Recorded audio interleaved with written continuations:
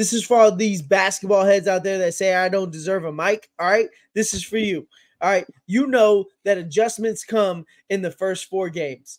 After the 4 games, once it's a series after 4 games, it's all about who wants it more. It's all about who's going to go out there and get it. And there's so many times where I've seen the Celtics where they just don't want it, man. Like they just don't want it. Like when their hands and above of everybody else in the league, right? You can look at their records, you could see that, right? But in the moments when somebody else wants it, they take a back seat because they ain't got an alpha on the team. Yeah, that's a shot at Jason Tatum. They ain't got a fucking alpha on the team. Up 2-1 on the Warriors in the finals. They should have won that series.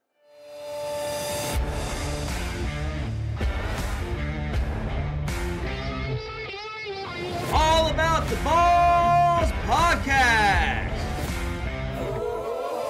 with Mark Davis, Jake Winnikine, and Alan Tomasella.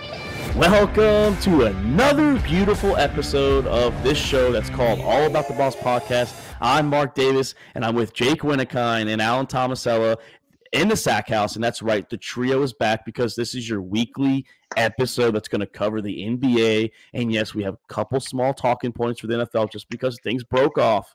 But before we do anything, Jake, how are you doing? Got to see you over Easter weekend. How was Easter weekend? Oh, yeah.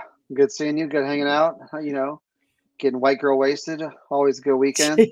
Listen to 2000s hip hop, you know. Yeah, it was a fun time. I hope there was no P. Diddy in there. Got our old asses on the dance floor. Dude, when you left, I was dancing and my legs were like fried. I have no idea like how people. I mean, it's a workout. I'll tell you, it's a workout. My legs were fried, dude. I felt so out of shape doing that. If your fucking legs are fried, then you're not drinking enough. Okay. Oh no, I was. That's Jake. I was pretty good. If you're even thinking about your legs, you're not drinking. Exactly. You're not drinking enough. No, what are you talking about? I was pretty toasted. I was going from beer to liquor, just back and forth. It was a fun combination for me that night. It was a good wedding too. Congrats to Miranda and Josh too. You know, almost pretty much 10 years. Shout out Miranda and Josh. But yeah, Jake, how was Easter though? Just the actual day of Easter. Oh yeah, Easter was great. My daughter's birthday plus Easter in the same day, so we had a double whammy. The fuck? That's crazy. Yeah, double whammy. So we got to celebrate the birthday in the morning and Easter at night. It was a good day. Good time. Shouldn't it be the opposite? Shouldn't you do Easter in the morning when we did a big Easter dinner? I mean, they got their baskets in the morning, but we did the Easter dinner. Oh, hell yeah. Alan, you know, we got to see you here a couple nights ago when we did the live episode. So how have you been the last couple of nights? Hell yeah, man. I'm good to go, man. I'm excited to be back, you know, just kind of in the, you know, getting back to society a little bit, you know, when you're gone for an extended period of time. I was only 2 weeks gone, but, you know, I'm about to come up on this like 9 months being gone. So it's kind of just a precursor to that. But other than that, man, I'm really good right now. Just living the dream right now when it comes to sports. Marlins, all right, I know we're on basketball tonight, but Marlins, we almost pulled it out. All right, we almost pulled it out. All right, we went up 5-1. Okay, we almost had it. Then what happened? You gave up 7? Well, listen, all right, we got to learn how to lose before we can learn how to win. All right, you've been losing for a long time, so you start to learn how to win. Okay, it's been a while. Well, speaking of baseball, I'm doing great. New York Yankees are 6-1. We swept Houston, which we'll talk about Sunday with me and Jake. Maybe Doc might be there, depending on how he's feeling. And then we took 2 or 3 against the National League champions of last year. We took 2 or 3 against the Diamondbacks. So Yankees are 6-1. Nestor needs to work on some things. We're going to talk about that with Yankee Talk, guaranteed on Sunday. But besides him, our pitching ERA is pretty good. It's just Nestor at the moment, and I know Jake's a little anxious. Judge finally hit a home run and had a good RBI double and extra innings, so maybe I'm not a baseball guy, but I got to tell you guys, I really feel like you can win during the regular season at least, but even into the postseason, I feel like with the changes and the shifts to the offense, I feel like you can win with a really good offense and a subpar starting lineup as long as you have a good bullpen. And I think the Yankees really got a good opportunity this season to pull something like that off. That's just me. We might have to get him, Jake, in the episode when Doc gets here so we can all three school him and educate him on the game of Major League Baseball, how it usually works, where, unless you have Murderers Row, that's different. Or the true Bronx Bombers back in the day. I mean, the thing with baseball is bats go cold. And when they go cold, they are gone. You got to have that pitching. Especially in New York, especially like, so for example, if New York plays Philly, it's going to be cold weather. It's going to be 40, 35 degrees at nighttime. So hitting is harder to do. Home runs are a lot harder to do in that time of the year. But playing Philly is in the World Series, so that's a game that you want to be in anyway. But you also want to have your pitching, because your pitching has to get you through the playoffs when we're in New York too. Because remember, we got to play at home, so it's like it's cold. I mean, we're not always guaranteed to play Houston. Minnesota might go on a run. Minnesota's cold in the middle of October and late September. It's gonna be cold there. So, yeah, I feel that, but I think winning the series, or at least this first series, and then let's see how the Yankees shake out throughout the rest of the season. Oh yeah, it's early. But winning that series against Houston, matching up very well with them, regardless of pitching or not, I think that's a really good take for them. I think that's a really good response for them. And let's just see. I've always had reservations about this manager for the Yankees, and I think that they probably should have got rid of him a couple of years ago. But that's your team, man. I'm on the Marlins. We almost got our one. I'm just saying. Remember the Twins? They went 0-9. All right, and then they made the playoffs the next year. So I think we got a chance. Didn't win their series, but hey, that's baseball. We're here to talk basketball, boys. And before we do that, Sunday we're going to do a good recording. I think obviously we're going to do a little early recording. We'll touch on that later. But Twitter, IG at the Sack House, all about the Balls podcast. TikTok at the _Sack House, all about the Balls podcast as well. If you're watching on YouTube, you'll see that here. If you're not, listen to us on Apple Podcasts, Spotify, and iHeart. That's where we're going to start producing a lot more content. We're flying here now. We're going to say we're going to have a lot more episodes, baseball, basketball, each kind of episode. And we're still going to try and produce a football episode every week too, just some kind of bullshit episode. But before we do, as we get into this episode, like I said, it's going to be a good episode. We're only a couple weeks until the NBA playoffs. And speaking of the NBA playoffs, there are 3 teams right now battling for that 1 seed out in the West. And that currently is the Minnesota Timberwolves based on tiebreakers. They're the 1 seed.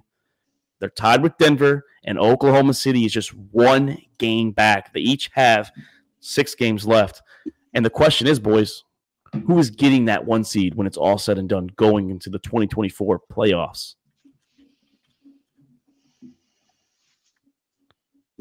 I'll say Denver. I got the Nuggets. I just looking at the schedule. That's what I broke it down to. I broke it down to the schedule. The Denver Nuggets, they're at the Clippers, home for the Hawks, at the Jazz, a good game now against the Wolves, at home, at the Spurs, and home for the Grizzlies. I think that their obviously toughest game there is the home at the Wolves. I think they can manage that. Now, you have the Wolves have a pretty tough schedule. They have the Hawks and the Suns. They have the Suns twice. They have the Lakers in LA as well. And then the Oklahoma City Thunder. They have to play the Pacers. That's questionable. I mean, they could probably win that one. But the Kings, I don't know what the Bucks are going to be in the end with the Mavericks. I think those 2 teams have a harder schedule. And honestly, I don't think it matters for Denver if they get the home court, because it's like LeBron, when he was on the Heat and the Cavaliers. As long as they're in there, the top 2 or 3 seed, they'll be just fine. But playing in Denver is tough, so I think they want it. But truthfully, they can survive without it. I think Oklahoma and Minnesota need it more, but I think Denver's going to get it. Man, you know me, I'm a Lakers guy through and through, and it's just crazy to look at where the Lakers are right now. They're 10 games above 500, and they're the 9 seed. They're fighting. That's how crazy the West is this year. I mean, just shout out to the freaking West this year, man. It's insane out there. And you look at the Lakers' last final the final 5 games. They got the Cavs, they got the Wolves, they got the Warriors, the Grizzlies, and the Pelicans. All right, Grizzlies maybe a wash. All right, we should be able to get that one, but that is in Memphis. And then you got the Pelicans. I think we can take that game. Big bang is the Warriors and the Timberwolves. I think we can really finish it out. We could probably finish the season out maybe like 13 games over 500, man. But it's really tough when you look at the rest of the Western Conference, and the Warriors are right there. the Mavs, the Pelicans, the Kings, all these teams are right there. And it's just there's really only like maybe even 2 games that are separating the Mavs from the Lakers. It's insane when you talk about how competitive the West is. And I've been trying to find the stat all day today, and I haven't been able to find it without actually doing the work myself. And this is me being a little bit lazy here. But what is the Western's record against the East? Because the East is fucking down this year compared to the West. You got, I mean, all the way down to the 10 seed. The Warriors are 9 games above 500 at the 10 seed. How crazy is that? And you look at who can really take these games. Again, like my board says, I teased it on the last podcast. Lakers in 6, bro. Give me anybody. Lakers in 6, bro. Now that we're done with that, that's cute. I got Wolves taking the 1 seed. I got Wolves. Who did Allen have winning the West or the number 1 seed? He was just the number 1 seed. Yes. Yeah, you know what? I think I think that it's gonna be the Nuggets at the end of the day. All right, because like he went on a fucking full on rant about how good the West is and the Lakers in 6. It's so hard. The top 3 seeds, in my opinion, only one team in the top 3 seeds is actually a contender. All right, I love the Thunder, but with Shea being out so much, with him, dealing with whatever he's got going on with his thigh and all that stuff, like I really feel like the Thunder, whoever they match up with in the first round, it's going to be tough for them. The Wolves, again, with Karl Anthony Towns coming off of his injury and all that stuff, man, I'm worried because it doesn't matter about your seeding in the West as long as you can get into the 8 teams. As long as you're in the 8 teams that get into a 7-game series, who's beating the Suns in a 7-game series? Like it's kind of tough. The Suns have a positive record against the Nuggets this year. And you look at the Clippers, you look at the Wolves, you look at the Thunder, like these are all teams that can be beaten. The West is so competitive this year. Converse that with the fucking West, with the East, man, we know what's happening in the East. It's going to be the top 3 teams in the East. Before you go, Jake, I found the answer. As of right now, the West have 246 wins. The East have 182, 57% to 43. Oh, if you round up, it just depends how you round up. So pretty much a 0.575 to a 0.425 percentage. So it's pretty close. Last year, the East actually had a winning record against the West. Bro, you said pretty close, but it's 60 games. You said 240 for the West and 180 for the East. That's 60 games. That's what you think, though? What you think, Jake? Though, yeah, we have Nuggets. What you think? I got the Wolves. Do I have the Wolves doing it in the playoffs? No, I wouldn't go that far. But I have the Wolves winning out. I don't have them losing another game. Whoa, that's a pretty. They play the Suns twice, the Lakers, and the Nuggets. That's tough, man. That's tough. They just lost the Nuggets by 3, I think, in Denver. Well, this one's it's at Denver too. The next one or the last game or the last game they play them. I got the Wolves winning out. Is Cat back? Will he back for the rest of any of the games? I know he's questionable to return. Supposedly he's gonna be back before the playoffs. Yes, that's big. Man, that's tough to come back into though. But for sure. But so it'd be even tougher to come back in the playoffs. You got to come back before the playoffs. Yeah, you do. Well, if Cat is back, Jake, though, if Cat's back, that's my question is who can dethrone Denver? And I was listening to Rajon Rondo on I forgot which podcast it was, and he said something true. Like to stop Denver, you need bigs, and if Cat's healthy, they have 2 bigs. They have 2 7-footers. Yeah, I'm not worried about the Wolves beating the Nuggets. Yeah, in the playoffs, I'm not worried about the Wolves beating the Nuggets. I'm just talking number 1 seed because Denver will beat anybody and everybody, but they just come up with dumb losses. Go look at their losses. They lose to stupid teams they're not supposed to lose to. I'm just talking 1 seed. I have the Wolves getting the 1 seed. Playoffs, whole different story. Nuggets will beat the hell out of them. Yeah. But 1 seed, I think the Wolves are going to get the 1 seed. Yeah, but I'm just looking at the 8 to 7 seed, 8 to 6 seeds. right? It's nuts. And you think about the Wolves making it out of the first round, even if they finish second, right? Even if they finish second and they have to play against, let's say, let's say they have to play against the Suns or the Mavericks, that's a tough series for them to win. Yeah. And not let alone, I think this year really is the big year where matchups are going to be a big deal in the West. Huge. Because with the Wolves, Rudy Gobert really gets isolated and taken out of playoff series because he can't move. He's in the paint, but he can't move and he can't take away that 3-point line. And look at all of the teams that are in the playoff run there. They're all ability to shoot the three. Look at the Lakers, man. They're the number one team in offense over the last 3 months. They're number two for the year. Number two defense. For the year on offense, bro. But not defense, though. I'm not worried about our defense when it comes to the playoffs because in the playoffs, you better be. Down. We got Anthony Davis, bro. I'm not worried about the. Hey, what's he doing the last month? What's he doing since the All-Star break? Where's the defense since he's been there? Hey, but the defense is gonna find itself in the playoffs, though. That's the thing, is that in the playoffs, the defense really shines because you're able to review tape, you're able to get all of that preparation time, and you're able to really lock down on guys. And Rudy Gobert is a guy that will be written off in a playoff series because he just doesn't provide anything on the offensive side, and he's slow on the defense.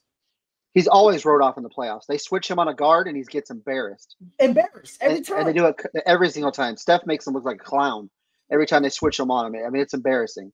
When he gets his defense is great, in the hole, but when they switch him on guards and stuff, it's bad. That height, it'll have a disadvantage for sure. I mean, I agree with how the West is completely stacked. There's not really a team. I mean, sorry, OKC fans, but if I had to pick a team, I want them the first round. It's OKC. Yeah. Because everybody else, I don't want them. I don't want the Wolves because the Warriors are the smallest team in the freaking NBA. If we even get in, but not just Warriors. But who wants to play Durant in a 7-game series? Who wants to play Luka and Kyrie? It's crazy. There's not a team that I'm just I want them. Besides, I would take OKC. Well, you mentioned the Mavericks. Are they legit? I mean, they're hot. They're potentially going to win tonight. They're 10-2 since their 3-game losing streak a couple weeks ago. Well, since March 7th. So they're about to be 11-2 after tonight, but probably when they beat the Hawks. So are the Mavericks legit threats to the West Coast? I'm telling you right now, Luka's balling, and he balls in the playoffs. I know they've only really won that year that you guys beat them in the Western Conference Finals. That's the only year that Luka has got far. But now you have Kyrie there. I know last year didn't work out when you traded for him, but they're playing at a whole new level. Kyrie's averaging 25 points a game. Luka's averaging 33 points a game, almost 34 points a game. Mm-hmm. And they're hot. They're hot. And they beat Denver in Denver with Kyrie's crazy hook shot. Are the Mavericks legit? Warriors just beat them. Okay, you guys are right. You are going to lose games. But in a 7-game series, is Luka and Kyrie a good enough duo to make noise and to be threats to the Denver Nuggets? Not to the Nuggets. To somebody else, yes, I would not. I could see Luka and Kyrie balling out. I can give them 4 wins in a series. I think Mavericks could beat the Wolves because of matchups. I think Dallas can beat the Suns. That series can go either way. Thunder. Absolutely, Dallas can beat the Thunder. But I don't. Denver. I think Denver beats the hell out of them.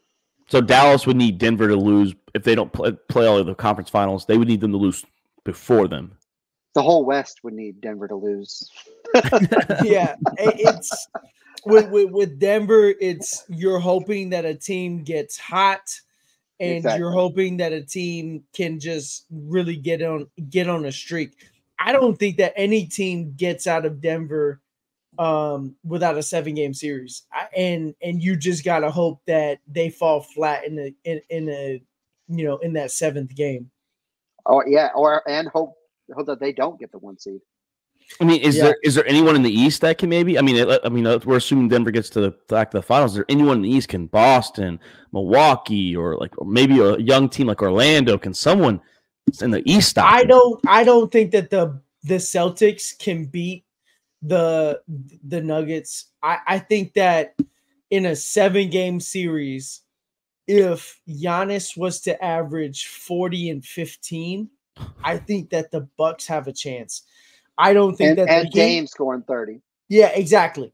Like your two guys, they got to show up, and it's got to be for 4 games. It's got to be for 4 games. They've got to show up, and they've got to be the best players on the court, hands down. And that's just really hard to say when you got Jokic on the court, man. Jokic is just doing insane things, man. Insane. And like you said, both have to.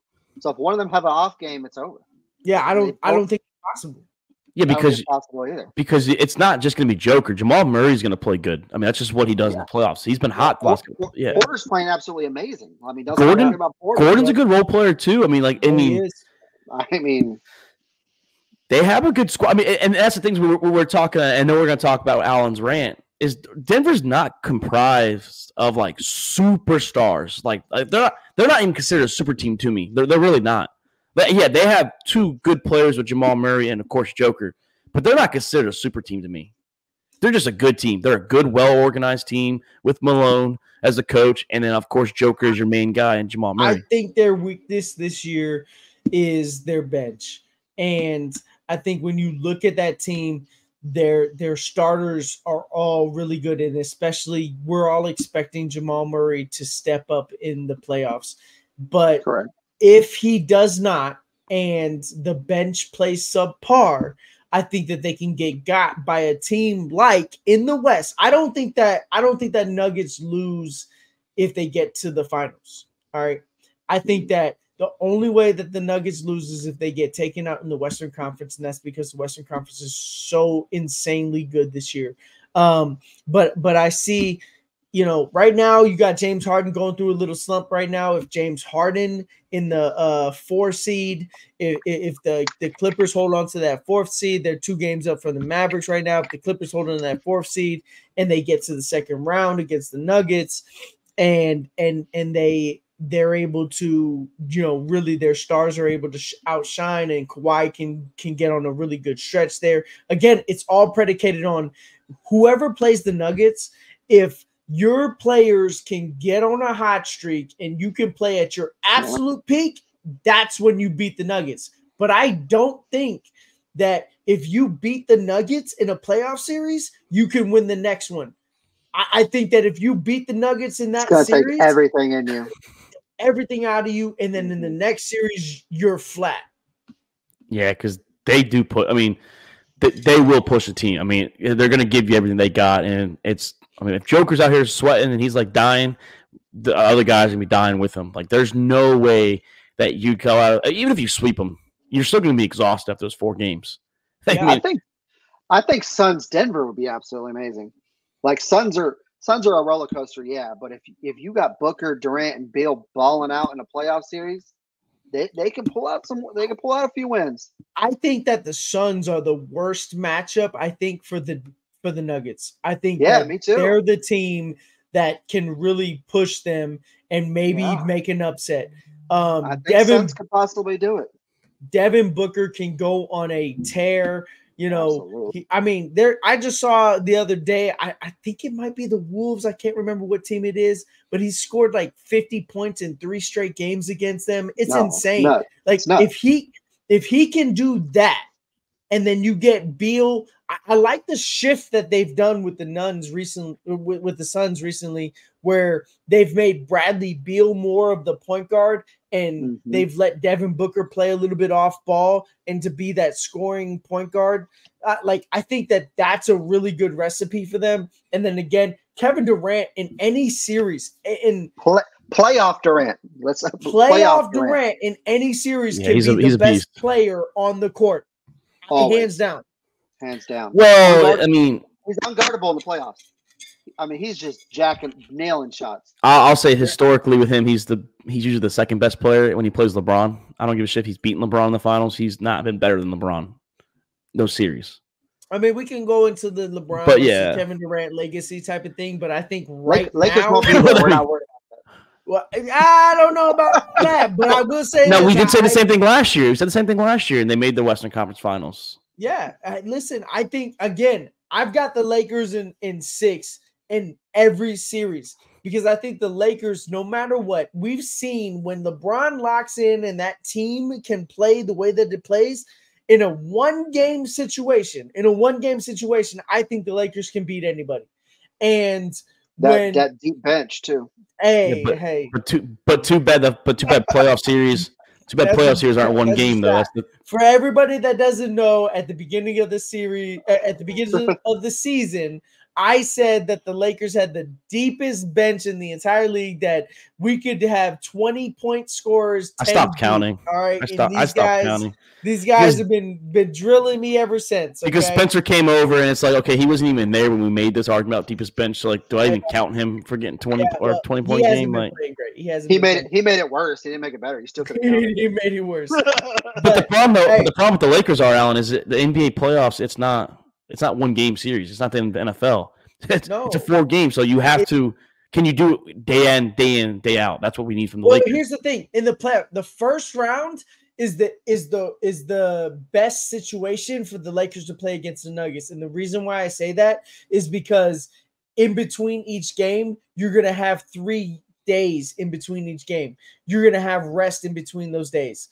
All right, I think that once you get into the semifinals and the Western Conference Finals, you get into that every other day rotation, and that can cause maybe a little bit of an issue. But I think in the first round, if the Lakers can get the Denver in the first round, we have an opportunity to really capitalize on that. If Anthony Davis can ball out the way that he has, if Anthony Davis in that series can average, and this is asking a lot, but if Anthony Davis can average 30 and 12, 30 and 13, and LeBron James does what he does, what he's been doing over the last month, man, this man's been playing lights out right now because he knows this is close to the end.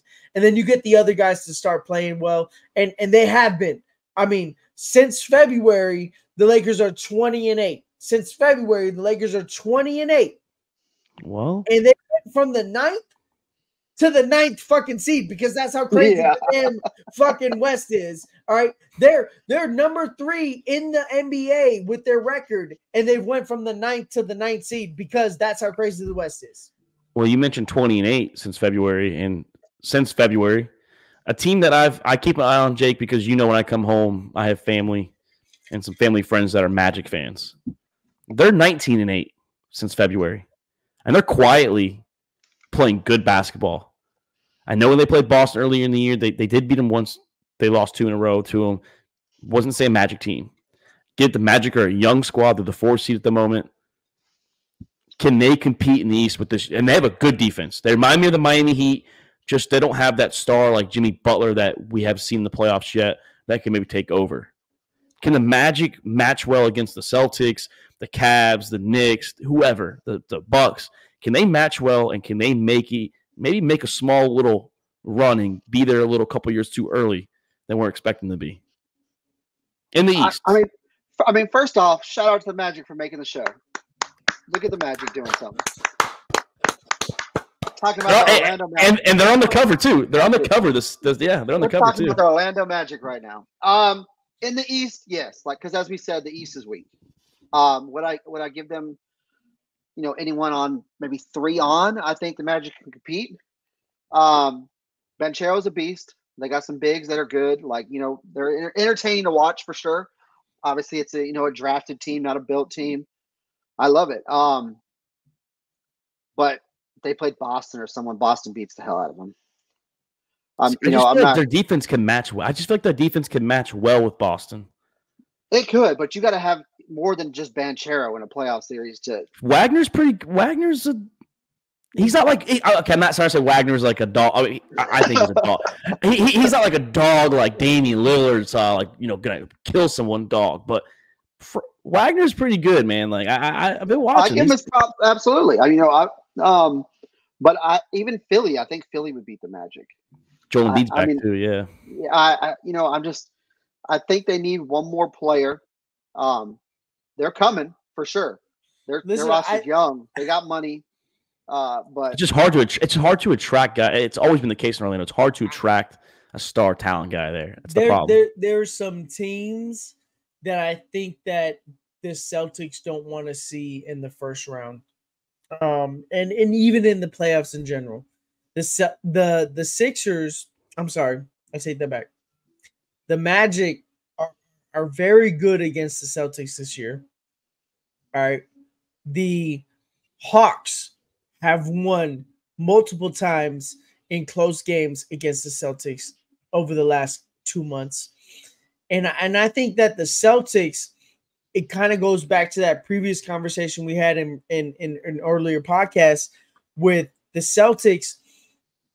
Do they have a coach that can scheme guys out of games defensively and offensively? Can they really take advantage of Jason Tatum? I saw a stat the other day. Jason Tatum is a top 3 player in his efficiency as a driver in the league. But there's games where he just doesn't drive. It's jack up as many threes as possible, and let's see what happens. Because the coach, he does not come out and say, this is our agenda. This is what we're going to do. And Joe Mazzulla is the guy that I really feel is going to hold the Celtics back when it comes to the playoffs this year. And I don't care what record you have. If you end up as the first seed, you're still going to be the first seed. You're still going to have to play against teams that you probably don't want to play against. Can the Magic, obviously the Magic are in a higher seed, so they're not going to play them in the first round. But if the Hawks get it, is that the worst nightmare for the Celtics because they've just given away games to the Hawks over the last couple of weeks? I mean, like you said, there's a few teams like at least Miami and Orlando, just because of the defensive aspect with the way that the two Florida teams play. They play tough defense. Obviously, we know what Spoelstra is going to do as a coach. The Magic coach, he's kind of in the running for Coach of the Year. I mean, I'm not saying he's going to win it. I kind of give him like a name in the hat because we didn't expect the Orlando Magic to be a 4 seed, potentially a 3 seed in the East. Let's just be honest. We didn't expect that. Who's the Magic's coach again?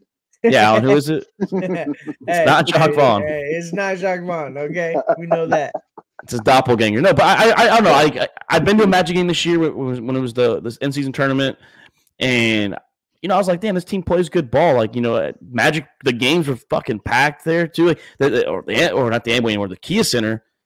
It's been buzzing. It's been buzzing, man. It's like got the old vibes, like when not the full vibes of Dwight Howard, but it's getting there again, man. It's like I like it. Like they built through the draft, like you said, Jake. They have some good talent, some good young talent, man. I don't know. I'm kind of maybe I'm just biased because when I go home, I'm watching them all the time because I have family that watch them all the time too. Absolutely, they're fun to watch. They're young, they're fun. Like I said, I put them anyone from 3 on. I think they have a chance, but. Maybe maybe a huge upset over Boston. Who knows? But I wouldn't bet on it. But I would love it too. To be honest, I'm not a Magic fan. All of us would. Boston sucks. Listen, I just feel like Boston has that feel to them where I've watched basketball for a very long time. Jake, you've watched basketball for a very long time. Mark, you've watched it, with the Heat. I come and go. I come and go, man. Hey, I'm go right now. I'm go right now.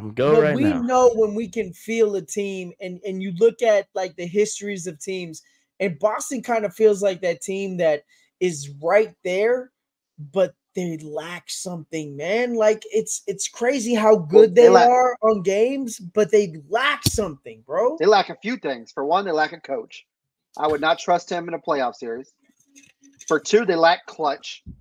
Game on the line, I don't trust a single person on the Celtics with the ball. I don't. And Tatum and Brown, one or both at the same time, always have a terrible game in the playoffs. It never fails. So I would not trust them at all. If it's game 6, game 7, game on the line, I'm trusting the other team 100%. Yeah, they're gonna get out coached. They don't have a clutch gene in their body. Yeah, and we know when it comes to so when it comes to 7-game series, all right. If anybody that watches basketball, this is for all these basketball heads out there that say I don't deserve a mic. All right, this is for you. All right, you know that adjustments come in the first 4 games. After the 4 games, once it's a series after 4 games, it's all about who wants it more.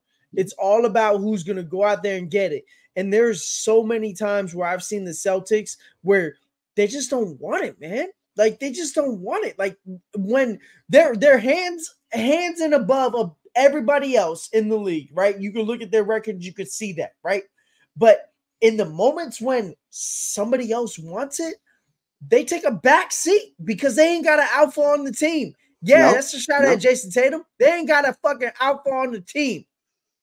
Up 2-1 on the Warriors in the finals. They should have won that series. Easy. Yeah, I mean, well, okay, you know what, Alan? This is a good transition because we rip Tatum all the time, and we do because he's a bum. Allegedly, I can't. I don't want to describe the guy that 30% in the clutch. I know, but Alan, because we're not giving Tatum passes. And speaking of passes, you have a hot take. I do. You know what, man? I'm tired. I'm so tired of everybody giving international players a pass. All right. Giannis, a couple of years ago, I was hands down saying this guy is the next coming. He is the guy who's going to run this league for the next 10 years. Right. And guess what? Jokic came out and he fucking stole it from him. Another international player.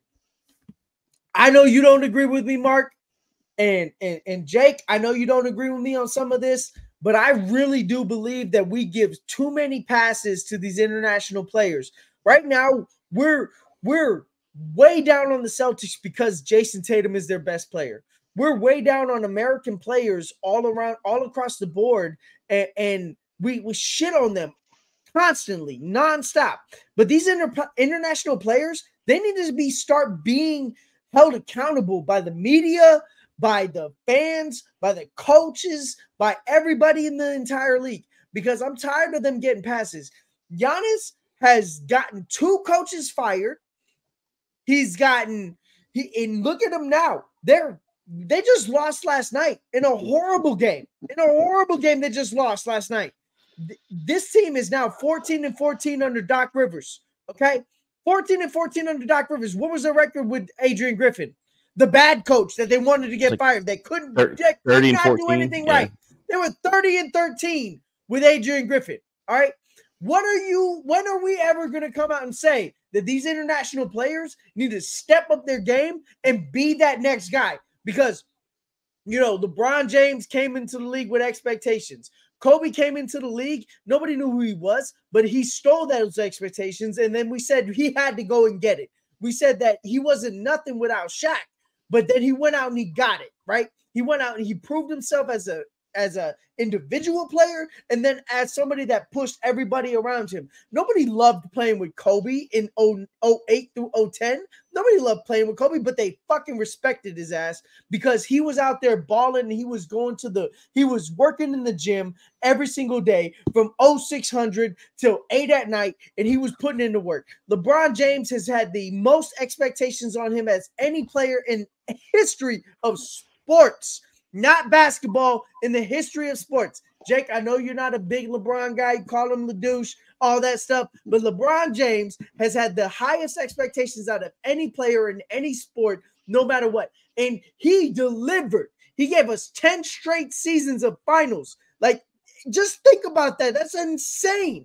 And now we're sitting here like, hey, yeah, Jokic, yeah, 2 MVPs. Jokic, well, he doesn't really need a championship because he got 2 MVPs. We don't really expect much out of him because he doesn't have a superstar team, right? He still went out and he won the championship last year, so I guess we can't give him too much flack. But guess what? If he falls flat this year, what happens? Are we going to say the same shit? Are we going to bring the same energy to Jokic as we do to these other players? Are we bringing the same energy to Giannis as we have been to these other players? Are we bringing the same energy to Luka? All right? Luka is a great player offensively, but where is he at defensively? All right, he's had a front office who has consistently given him options. They have consistently turned over that fucking team on a regular basis. They've gotten him a new coach. They fired a Hall of Fame coach. And they went out and they got players. They got a new coach. They got a guy who's thinking that was gonna take him to the next level. And you know what? He's been balling. He's crazy, right? He's putting up the stats. But where is the winning? Where is the winning? Where's the deep playoff runs? Where is him getting to the finals? Right? When are we going to start putting the pressure on these international players? Because the league has transitioned from America has the best ball, right? America has the best ball. We're dominant in the fucking in international play, all of that stuff. And you get all these guys, and they're coming out here, and they're coming into the NBA, and they're playing great. But where is the winning? When are we going to put the pressure on them to actually deliver when it counts? Whew. So, man, that's good. Well, first off, that's going to be a fucking hell of a TikTok clip. It won't be our introduction, but goddamn, that's going to be a fucking clip on TikTok. I think they are. I think they are scrutinized, just not as much. I mean, yeah, it's easy. We can bash Tatum. He hasn't won. Giannis has won. Jokic has won. Luka's just a black James Harden. I'm not talking about Luka. All I do is offense and no defense. They're not expected to win. Did we ever expect James Harden to win? Then we knew he was going to choke. But James Harden got scrutinized at a high level. He did. And guess what? It for Luka, though? James Harden has the reputation as a guy who falls flat in the playoffs. Luka doesn't have that because Luka comes out and plays in the playoffs. Luka comes out and plays, and he still doesn't make it there. And we try to pass it off to his other players. But when is Luka going to take that next step and actually bring his team to the brink? I don't think he does. And Jake, the only reason why I get Giannis has got a championship, the reason why I agree with Alan, and I've been saying it, I agree that Giannis has pressure this year because in the last less than a year span, he's gotten 2 coaches fired. One in the offseason and then one in the middle of the beginning of the season. And I agree. This year, 100%. He's got Damian Lillard. He's got help. He's got a second star. If he loses this year, roast the hell out of him. I agree 100%. Joel Embiid should be roasted too, by the way. He should be. He's always hurt. But he's one of the most talented big men. Like, when you talk about talent, though, he's one of the most talented big men skill-wise in the NBA history. Last year, everybody was campaigning for Joel Embiid to finally get his MVP. They said, hey, this is the year. He's got to get it because Jokic, we know what he can do. Jokic should have won the fucking MVP last year, right? As an international player. Right? He should have won it last year. And then he still came out and he balled out. He said, you know what? I'm going to win this championship and you can't really say nothing about me. All right, listen, I can't really go too much into Jokic because what can you say against a guy who's as fucking great as he is? All right. He's being compared against the greatest centers of all time. But my argument in general is that we put a barrier. We put this line, this barrier where we say international players can't break above that. And we have the Jordans and we have the Wilts and we have the Bill Russells and the LeBron James and the Kobe's and all these freaking American players that are above this line. When the league has changed. The league has changed. The league is no longer this American-only type of team.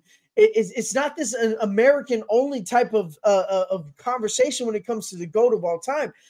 Jokic is now being compared against the greatest centers of all time.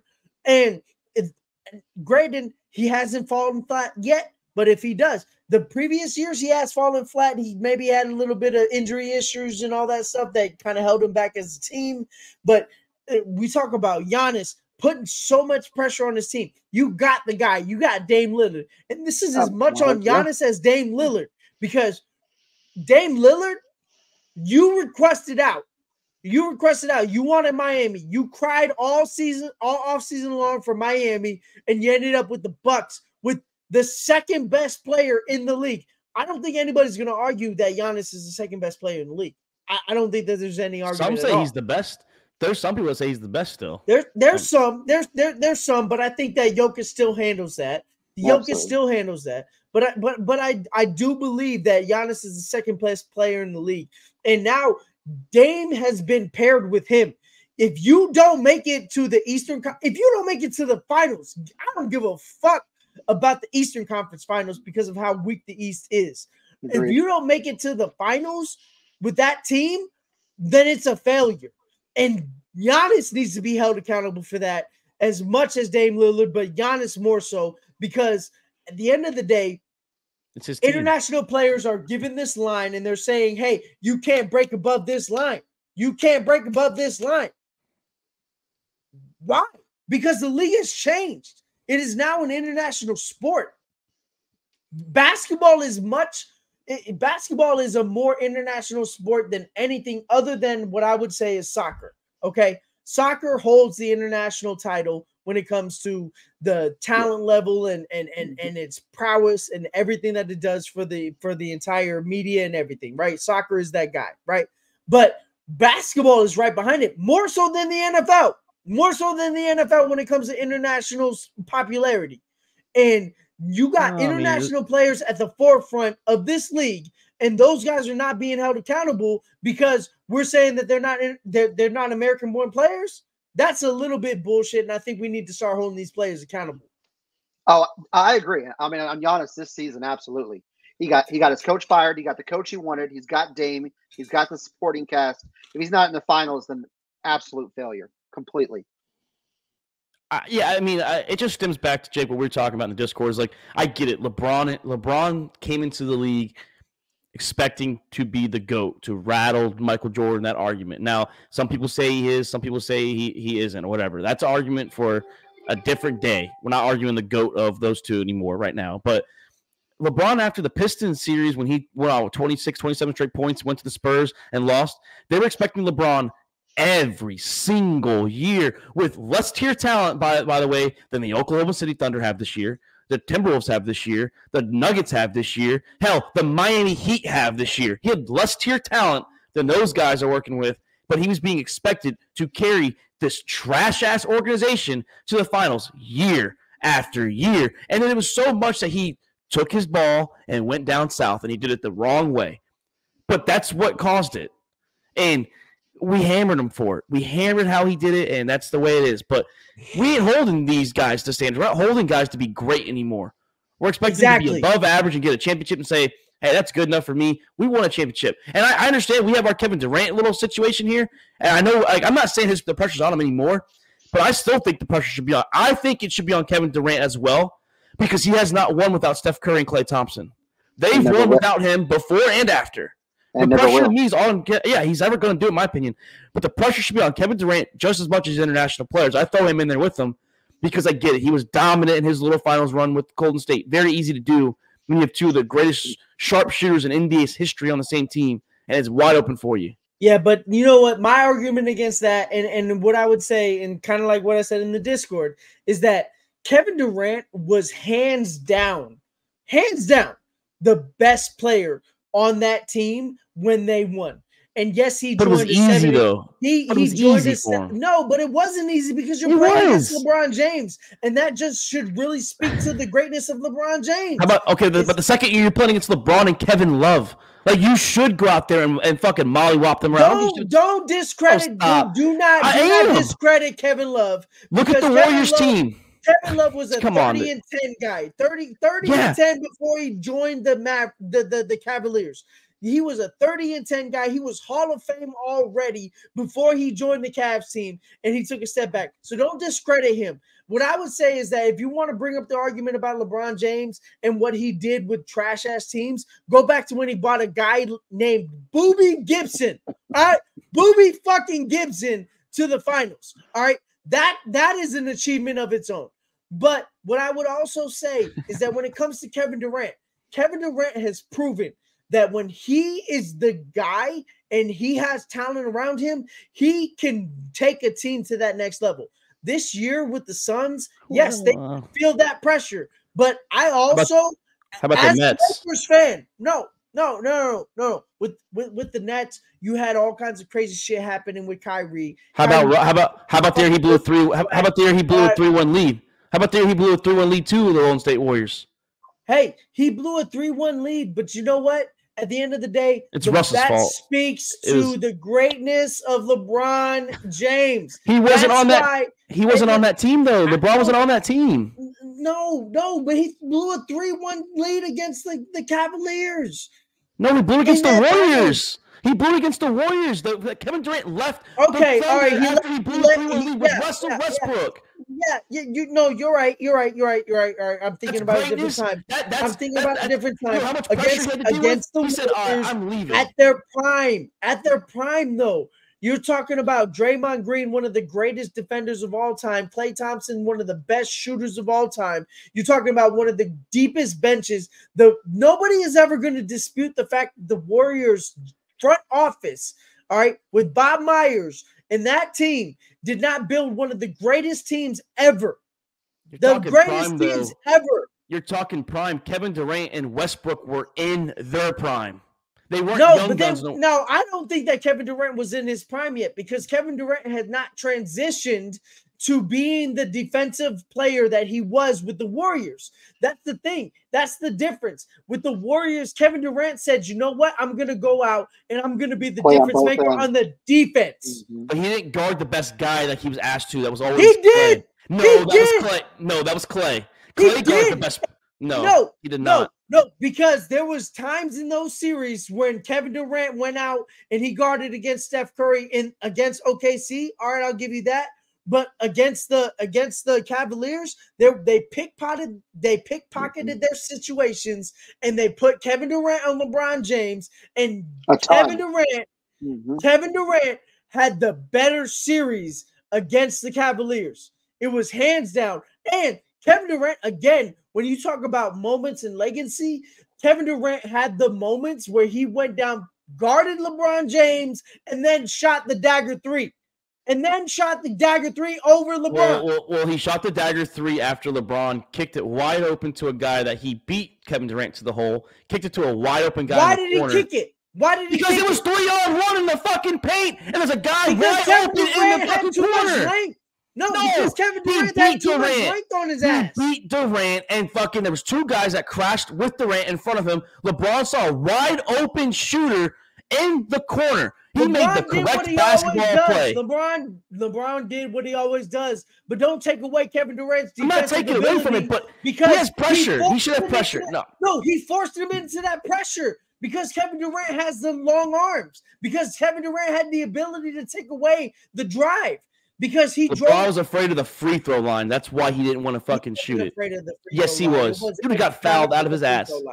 It wasn't. It wasn't. All right. When you talk about LeBron James being tired of the refs, look at what happened earlier this week. That's all I'm going to say. But again, Kevin Durant was the best defender on that team over one of the all-time greats, Draymond Green. He was the best defender on that team, and he was the best offensive player on the Warriors. And that's why I say Kevin Durant's legacy is what it is. We're never going to sit here and say that anything that Kevin Durant does from now until the end of his career, he is no longer a top 15 player in the NBA for his career. He didn't have to win to be a top. He could have never won a championship, and he'd still be top 15 because of what he I don't think that's true. His stats and accolades will carry him there. He needed a ring. But for sure, you're saying he's even top 15 without that ring. So where's the pressure? He's got the ring. The pressure is that he's not going to be considered a top 10, top 5 player because he's never going to win. In my opinion, I don't consider him top 5 ever. I mean, even if he continues his dominant run he has of stats, he can win another ring and still not going to be top 5. I think if he can win without Steph Curry, I think he can jump up there. No, he can. If he wins a ring with the Suns, who have Devin Booker, who is a top 10 player, Bradley Beal, who is a top 20 player, and Kevin Durant, who right now, I don't care what anybody says, Kevin Durant is still a top 7, top 5 arguable player. You cannot say make an argument that this is gonna. You cannot say this is gonna impact his legacy because at the end of the day, he has the support that he needs. Nurkic is balling out of his mind right now. Nurkic is going crazy with rebounds, and Grayson Allen is playing great. They have an actually good team, but Kevin Durant, nothing that he does from now until the end of his career, even from the Nets, Kevin Durant from the Nets through the end of his career, you cannot say that he would be less than a top 15 player all time in the NBA. Well, I have him without a ring. His legacy. I have him without a ring, but I mean pressure as in, like, he needs to win. He needs to show it wasn't Golden State. But he doesn't have that pressure. And he doesn't have that pressure. Yeah. You know what? Even he also doesn't. And by the way, if he does have the pressure, he doesn't care. He's already said that he doesn't care anymore. He does not care. Your argument is there's no pressure. Your argument for Kevin Durant needing pressure is the same reason why I say that these international players need to start being accountable. I agree ridiculous with you. Because Kevin Durant right now with these players is being held to a standard that he needs to win another championship to solidify his legacy. Then why isn't Giannis being held accountable for having to win another ring? Why isn't Embiid being held accountable for having to win a ring? Hell, Embiid's just got to make it to a damn Eastern Conference Finals in a weak Eastern Conference Finals. No, I don't know. Trust me, I agree with you. I'm looping him in with these players. They're all together. They're all together with me. But let's move on because we have a few minutes before the show ends. Crazy trade yesterday, and more details came out. The Buffalo Bills traded All-Pro receiver Stephon Diggs to the Houston Texans. The Texans wiped away his last 3 years of his contract. So essentially, Stephon is playing on a prove-it-year deal, which means he's going to probably play his little heart out, be on his best behavior, which he probably was already going to be because first year you don't normally cause drama. So the question is, how do we like the trade for Houston and the Buffalo Bills? I'm torn. Yesterday I was hating it. You know, like I know his big contract was kicking in. Like I don't know why Houston would add this diva to a young core that's really bonding together. But as that new report came out today, that the rest of the years are voided. It's just a contract year, make or break. You might get the best that's left of Stephon Diggs. Let's not act like he's been elite. But now you give up a second round pick for maybe a rental. So it was a free second round pick, though. Remember, they got that from the Vikings. Still gave up a second round pick. So but you're gonna get a third for him when he leaves. Compensation. Correct. Yeah, like the year after, so it's not going to be right now. It'll be 2025, won't it? Or it'll be 2026? It'll be 2026. Oh yeah. Okay. So it's not a right away. So you're losing that pick no matter what. Could be a rental, because if he does ball out, then he's gonna all of a sudden think he's elite again. He's gonna want $35 million. He's gonna think he's Justin Jefferson. So I mean, it's good. I like that it's 1 year. That way, if it is bad, Houston can move on. It doesn't kill the young core. So I'm good with that. Originally, if it was that 4-year deal, no, that would have been a terrible situation. Highly overpaid. Not good. I think it's interesting because Nico Collins is not for sure to be. He could be maybe tagged after this year because he's a free agent after this season as well. So they have to make a decision if they're going to go for Collins, what they're going to do with the receiver market next year. I know there's some names out there. Probably going to be some of those names going to be tagged. There's a lot of names. Maybe they go for Brandon Ayuk. Maybe they go get T. Higgins. Maybe he plays 1 year in Kansas or Cincinnati. And maybe they go get T. Higgins, which is what I was hoping they're going to do this year instead of a Stephon Diggs. I like it. I like it for them. The Buffalo moves on. They only have to pay like $30 million or $31 million cap this year, or cap hit, whatever, dead cap, and then $8 million next year as well.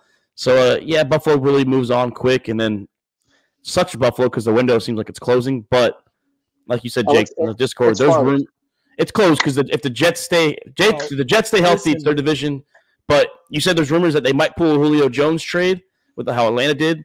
Maybe they go for Malik Neighbors. You mentioned that. That's a possibility. Maybe they go trade for T. Higgins. Maybe they do that too. I think that this is a prime opportunity. Everybody has been saying over the last, 4 years, Josh Allen is that guy, right? Josh Allen is the one that's going to take that step. We've seen quarterbacks over history take that next level step where they evolve. You had the normal progression, not so great without a number one wide receiver, and then they get that number one wide receiver and they ball out, and then after that number one wide receiver goes away and they continue to be successful. I think that this is the year where we can see if Josh Allen is in that same echelon of great quarterbacks who doesn't matter who's on your team, you can make players great. And I do agree that they need to make another move. They need to either do something in the draft or maybe make a trade for a guy. But I think that this is the year where we can really see what Josh Allen is actually all about. When it comes to Houston, I don't love this trade. I think that replacing Noah Brown with Stephon Diggs is a great upgrade, right? Because who's Noah Brown, right? But if Stephon Diggs comes in with the mindset that he has to get touches, he has to get targets, and if he doesn't get those targets, he's going to flame out. I think that that's an issue that you didn't need to. That's an element of your team that you didn't need to add. You could have went out and gotten a Tyler Boyd. You could have went out and got other players that could have contributed at a professional level to be the 3 guy instead of being the 1 guy, and brought this team to the next level. I had already loved what they were doing in tech with the Houston, going out and getting Mixon, going Daniel out and Hunter. I just loved what Houston was doing already. And shout out to the Houston's front office for being able to pull off this trade and then getting Stephon Diggs to agree that the rest of his contract is null and void and he's playing for a 1-year deal, right? Shout out to them because that's great. But what I don't like is adding a diva to a team that was already identified as who they were, going and getting a guy who has the ability to create strife within the locker room, completely ruin a locker room, and could create issues. Now, again, this is a team that I said it before they made any moves. They needed to go out and get a running back. I said Saquon Barkley was the guy that they needed to go out and get, right? Shout out to them for going out and getting fucking Joe Mixon, because Joe Mixon is the better option out of those two, because Joe Mixon doesn't come with all of the expectations. He just comes with the fucking production. Just production. Absolutely. Thank you. He comes with results. He comes with results in the playoffs. Is what he comes with. The only thing with Stephon is typically you do not get drama, like I said, in the first year, and sometimes even that second year. Now he's only there for 1 year. AB didn't bring drama to Tampa until year 2 at the end of the season. Stephon didn't bring drama to Buffalo until I think it was year 3. It took a few years for it to start to show, where it was something was going on social media, on the sidelines, after the season. It didn't show until year 3. So it's just the potential of the drama, though. Yeah, we know he's a that's drama the thing. Yeah. But typically on a prove-it-year deal, you're not going to try and hurt yourself in your future. That's the thing. Yeah, but they're building such a great culture there. Like, what you don't want to add a player like that, especially coming off of the Deshaun Watson drama and all that other stuff that they had going on in their front office with that crazy, completely super religious guy that was running type of thing. I think D'Amico Ryans. They bounced off of that. I agree. If there's a coach to get the best out of him, it's Ryans for sure. Yeah. But why? My thing is, why give up a second when you could have had Boyd? You exactly. have two. Went out and signed Boyd for 13. 2 star receivers already. You have 2 star receivers. You're adding is anybody going to argue the fact that you couldn't have signed Boyd for 13? Well, you probably could have signed him, but the thing is Tank Dell's coming off. Well, Tank Dell's coming off. Dell's coming off an injury. We're going to see how it's going to probably. We'll see how quick he bounces back, gets his feet underneath him. Nico Collins, yes, he was great with CJ. Questionable with obviously Davis Mills, but Stephon is the wide receiver 1. I'm sorry, he is the best receiver on the team. So I do not agree. I agree. I think that Tank Dell is the best wide receiver on that team. Best ceiling. Talk about it. No. Ceiling. Last year when he was on the team and he was balling out, Tank Dell was in the top 10. And Stephon Diggs, while granted, what I would say is that there's a little bit of hope when it comes to Houston, is that with Stephon Diggs, with Joe Brady, all right, before Joe Brady took over, Stephon Diggs was a top 9 wide receiver when it comes to yards, targets, and catches. All right, he was a top 9 wide receiver. after Joe Brady took over, Stephon Diggs was ranked 46 out of all wide receivers in the league. So I think that is something that could be a spelling of a good page right here for what Stephon Diggs can actually bring to a team. But I still think that Tank Dell is the best wide receiver on the team because of what he was able to do with a rookie quarterback and how he brought that team. You look at what the explosiveness of Houston, it went away when Tank Dell went away. Oh, for sure. And Tank Dell is young. Tank Dell's still getting better. He was a rookie, wasn't he? Yeah. Diggs is already plateaued. We're not getting a better Diggs. If anything, Diggs is more on the decline. Dell's just going to get better. And we'll see. I mean, it's just I like to move for 1 year. I like to move for 1 year. It's easy to look at careers and be like, oh my gosh, yes, Diggs is so much better. But Diggs at this point in his career, this moment right now, I'm taking Tank Dell over Diggs. Yeah. Are you taking Tank Dell coming off, was it Achilles? I'll take Tank Dell off of anything right now. Yeah, right now. Okay. Because at the end of the day, we talk about Aaron Rodgers in his situation with the Achilles last year, right? But we still know that technology has advanced enough to where these guys, these skilled players coming off of these big injuries can come back and be impactful. And I think Tank Dell. Now you believe in technology. You fucking shit on Kirk Cousins when we talk about him coming back from Achilles, but now technology. He's 35 years old. You're talking about Aaron Rodgers. But Aaron Rodgers is going to be just fucking fine at 40. Aaron Rodgers is going to be just fine either. I think that they're going to have another Jet season for us. All right, they're going to drop another Jet season for us. Well, anyways, technology is completely different now. Achilles used to be like a year plus. Now these dudes are 100% in 6 months. 6-7 months or the other. It's crazy. But no, boys, great episode. A lot of fire. Now I have to reevaluate. I think this weekend I'm posting 3 clips. I think that the Celtics one, that was a hot take by Alan. That's got to be the intro. And then I think the fucking 4 or 5 minute rant, that's going to go on TikTok. And then I think us arguing Kevin Durant, like, that might be a clip that gets thrown in there too, because that Durant one, it's going to resurface his name up there. Maybe one of his burner accounts gets comment on our pages looking for that. So, but great episode, boys. I loved it, man. It was a good fire up episode. Yep. I think I'm gonna change the name of it. I think I'm changing the name of the episode. It's not going to be who can dethrone the Denver Nuggets. It's going to be something like Chaos in the Sack House with Mark and Allen, because god damn, it was just fire this week. But hope you guys have a good weekend. It's the first weekend of April, so I hope you guys have a good weekend. Any big plans before we sign out? Oh yeah, I'm going to Cocoa with the boys. Got a little boys trip. We're gonna golf Saturday. Hopefully get white girl wasted. Should be a good time. 2 weekends in a row, man. 2 weekends in a row. Hey, just be safe out there, man. Drink water. All right. Water. Hey, for everybody out there watching this show, fucking drink water. I don't care who you are. Jake, drink water. Anybody else, drink fucking water. There's water in beer. If you drink enough beer, your piss is actually clear, which means you're hydrated. All right. You're done. But Alan, you get any good plans real quick before we sign on out for the weekend? Nah, man, just another work weekend, and just gonna do some yard work around the house, man. Shout out to being a house owner, man. That shit is not fun. But other than that, just gonna be chilling with my boys. Yeah, and before we sign out, like I said, Instagram and Twitter at the Sack House, All About the Balls podcast.